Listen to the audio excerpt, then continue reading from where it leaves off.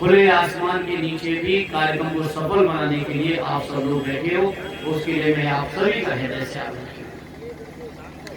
साथियों, जो भागीदारी आंदोलन के मुद्दे हैं और जो समाजवादी पार्टी का एजेंडा रहा है, मैं समझता हूं मंच भले ही अलग अलग चले हों, लेकिन उद्देश्य एक ही रहा है। रास्ता चाहे अलग हो, मंजिल एक ही रही है।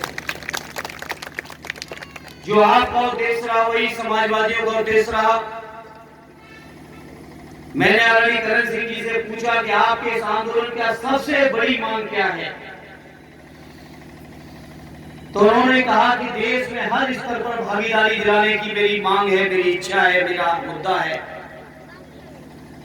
और इसकी शुरुआत अगर कहीं से हो सकती है तो जातीय जनगणना से ही संभव है। तो आदरणीय करण सिंह जी, जहां जातीय जनगणना के लिए आप आंदोलनरत हैं, वहीं मैं सौभाग्यशाली इस बात के लेकर भी हूं कि सदैव नेताजी के नेतृत्व में लोकसभा के अंदर अगर इस मुद्दे पर अब तक की कोई सबसे बड़ी बहस हुई, कभी सबसे बड़ा मुद्दा बना, तो इस मुद्दे को किसी और ने नहीं बनाया, सदैव नेताजी ने इस मुद्दे को बनाया। मैं अपने को सौभाग्यशाली मानता हूं। बताएंगे लोगों, जिस दौर में इस मांग को लेकर सदैव नेताजी आगे बढ़े, सदैव शरद यादव जी उनके साथ थे, माननीय लालू यादव जी उनके साथ थे, तो पूरे के पूरे देश में एक ऐसा वातावरण बना था कि जातीय जनगणना पूरी तरह होनी चाहिए थी। लेकिन साथियों, मुझे कहने में संकोच नहीं, जब नेताजी इस बात के लिए मांग कर रहे थे, उस समय लोकसभा के अंदर भाजपा के लोगों ने भी कहा था कि जातीय जनगणना हो।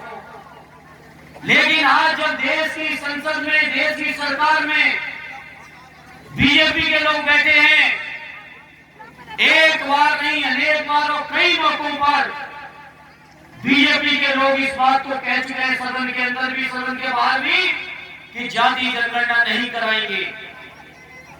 सदैव नेताजी कहते रहे कि भारतीय जनता पार्टी के लोग दो मुंह वाले लोग हैं, ये समय पड़ने पे कुछ कहते हैं और समय पड़ने पे दूसरा समय निकल जाने पे कुछ और कहते हैं। यही बीजेपी के लोग जहां विपक्ष में थे तो जातीय जनगणना की मांग कर रहे थे, और आज जब कानून बनाने का समय आया तो बीजेपी के लोगों ने जातीय जनगणना से पल्ला झाड़ दिया है। पल्ला इसलिए झाड़ा है क्योंकि ये नहीं बर्दाश्त हो रहा है कि देश के दबे कुचले शोषित पीड़ित लोग अपने हक और अधिकार की बात करें। क्योंकि जो नारा दिया था समाजवादियों ने, सन सौपा ने बांधी गांठ पिछले पावे 100 में 60, इसी नारे को सदैव नेताजी ने कहा था कि जिसकी जितनी हिस्सेदारी उसकी उतनी भागीदारी।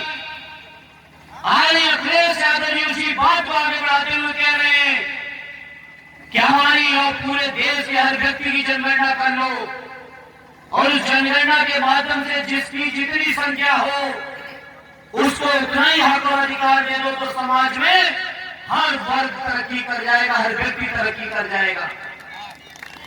लेकिन ये बीजेपी के लोगों को बर्दाश्त नहीं है, क्योंकि इन्होंने सामंतवाद चलाया है, इन्होंने पूंजीवाद चलाया है। जब वोट लेना होता है तो यही जिले में उठा लो, देश में उठा लो, प्रदेश में उठा लो, अलग अलग जातियों के उम्मीदवार खड़े करके उन जातियों के भोले भाले लोगों को गुमराह करते हैं। अगर हम बधाई की बात करें तो यहाँ के केंद्रीय मंत्री भी हैं पिछड़े वर्ग के, यहाँ की सांसद भी पिछड़े वर्ग के, और बगल के आंवला के भी सांसद पिछड़े वर्ग के हैं, एटा के भी, फरकाबाद के भी सांसद, बरेली के भी है। लेकिन बताओ, इनमें से क्या किसी की हैसियत है कि मोदी जी के सामने खड़े होकर कह दें कि हमारा समाज जाति जनगणना मांग रहा है, जाति जनगणना करा दो? किसी की हैसियत नहीं है, हिम्मत नहीं है। मैं नाम नहीं लूंगा,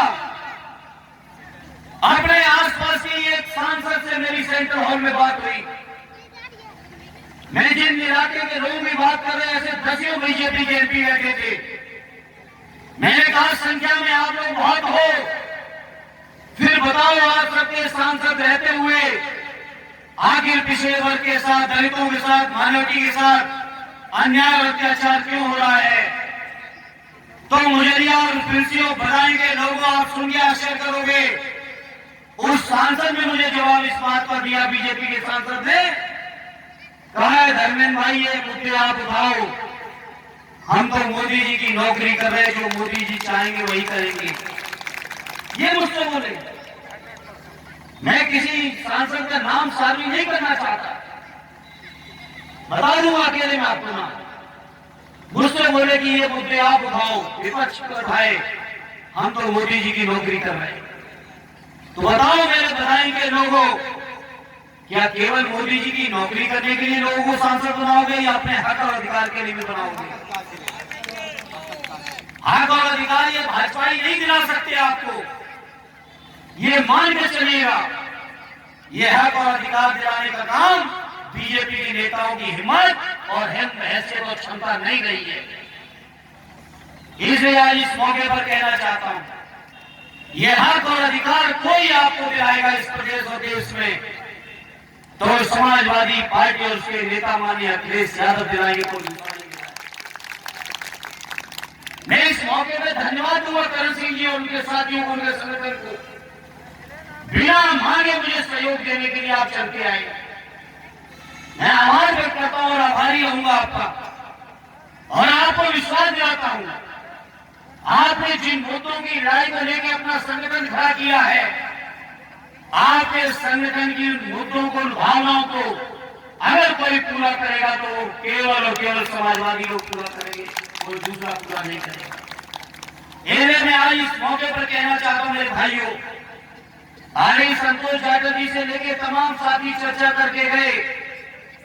ये चुनाव बड़ा निर्णायक चुनाव है।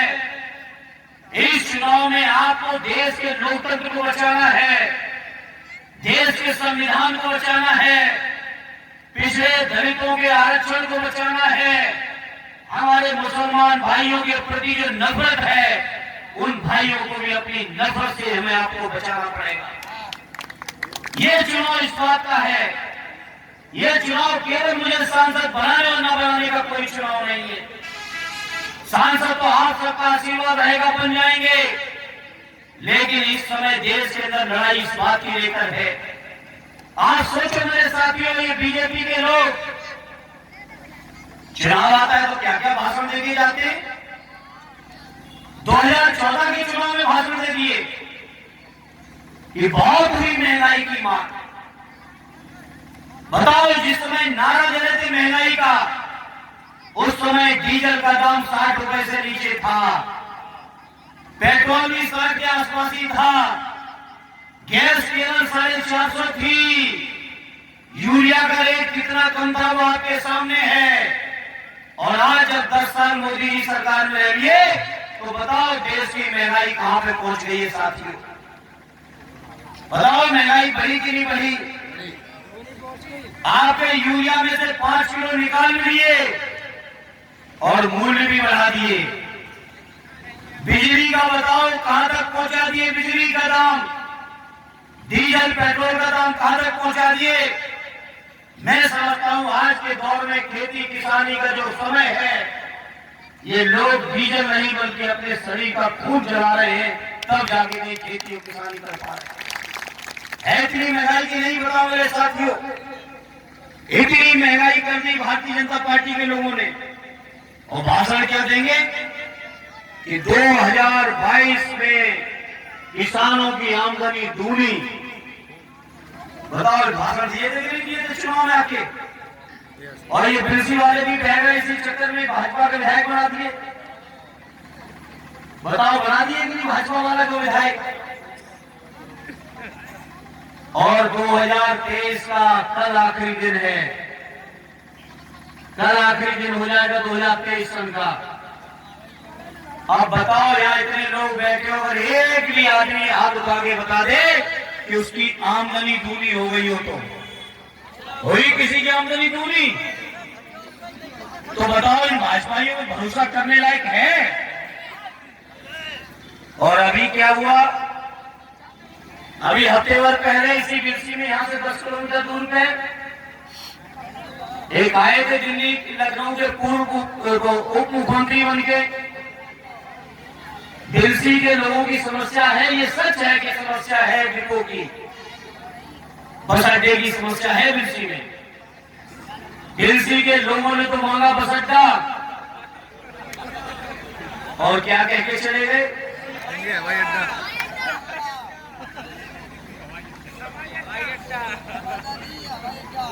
अब बचे रहना मुजरिया वालों के हवाई अड्डा इधर से निकल गया हवाई अड्डा। आप सोचो झूठ की भी कहां तक कोई सीमा नहीं है। इसलिए मैं इस मौके पर कहना चाहता हूं मेरे किसान भाइयों, मेरे नौजवान साथियों, आप सबका सहयोग और आशीर्वाद रहेगा तो मुझे यकीन है कि बदायूं से समाजवादियों का झंडा एक बार फिर बुलंद होगा साथियों। और जब समाजवादियों का झंडा बुलंद होगा तो मैं आज इस मौके पर कहता हूं, 5 साल आपने भाजपा का देख लिया, डबल इंजन, ट्रिपल इंजन, जितने इंजन कहो, दिल्ली में भी बैठे थे, लखनऊ में भी बैठे थे, एमपी भी थे, एमएलए भी थे, और बताओ किसी की तरक्की हुई हो तो नहीं हुई है।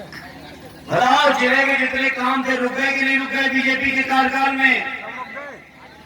और मैं आपको भरोसा दिलाता हूं, 5 साल इनको भी देख लिया, उससे पहले लगातार समाजवादियों को भी देखा था आपने, और समाजवादियों को बेहतर काम रहा हो तो फिर से अपना आशीर्वाद 24 में दे देना हम लोगों को मेरे साथ।